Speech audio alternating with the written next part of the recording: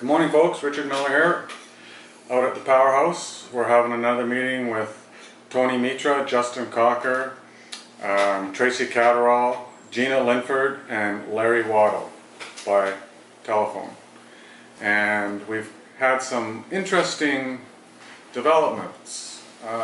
Larry knows the ins and outs pretty good, it seems, of our political system, and he's preparing a document for Lana Hopland, our agricultural minister, and I asked you guys earlier in the month to all help support her in her effort towards strengthening our case about banning glyphosate use in British Columbia.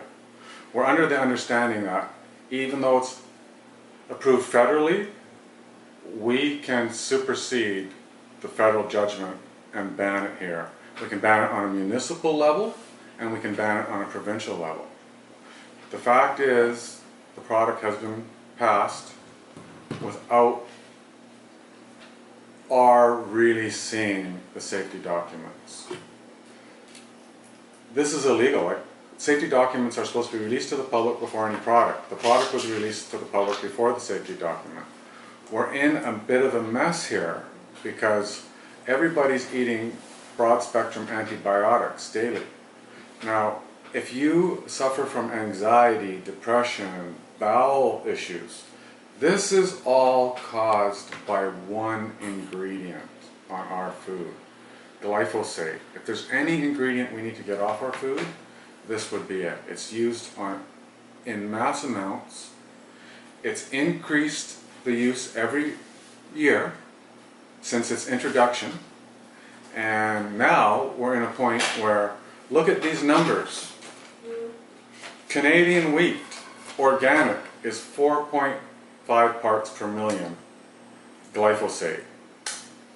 It's probably not going to make you extremely sick immediately or anything, but listen to this. Ordinary wheat, 200 parts per million. That's unacceptable. And the bran, the outer shell of the wheat, turns out to be 4,000 parts per million. This is downright toxic. So if you're going to eat organic, not eat organic bread and buy regular bread, at least avoid the breads with high concentrations of bran. I learned this information today just on a roundtable discussion at my place, and I'm sharing it with you because it's quite important.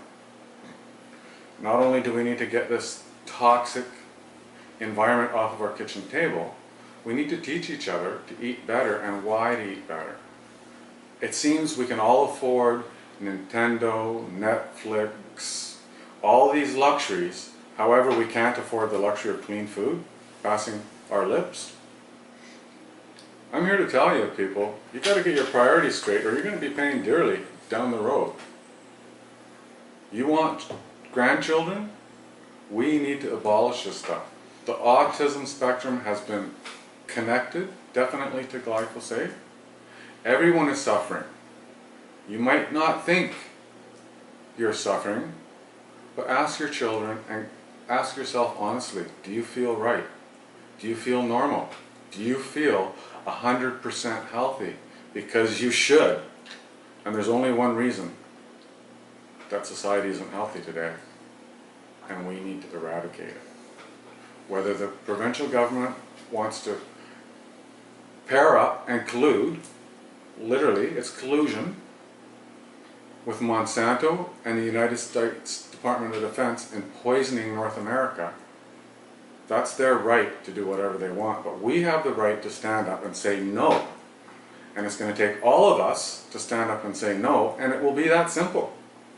We start pressuring and lobbying our government, we show our agricultural minister support for change, and we're going to get that change. But that change isn't going to happen from me or anyone around this table. It's going to happen when we all band together for change together for a healthier community. That's all I have to say. Cool.